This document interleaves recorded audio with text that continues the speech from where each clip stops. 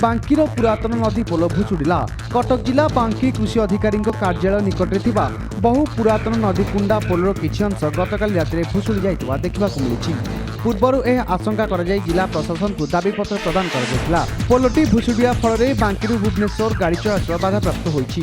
बांकी भुवनेश्वर मुख्य रास्ता ये रास्ता उपरे गला राति 6 घंटा बीती जाइथिले मध्य गोटे दुर्घटनावशतः पोला अधारू अधिक भुशुड़ी पड़ी। प्रशासन एपर्यंत कौन पदक्षेप नौ नाही। एहीपरि एक गुरुत्वपूर्ण घटना घटिले जिला प्रशासन घटनास्थल में पहुंची नथिबा स्थानीय लोके अभियोग करछन्ति। एथिसह तुरंत पोलर मरामती कराजिबा सह गाड़ी चलाचल स्वाभाविक करने को साधारण दाबी होइछि।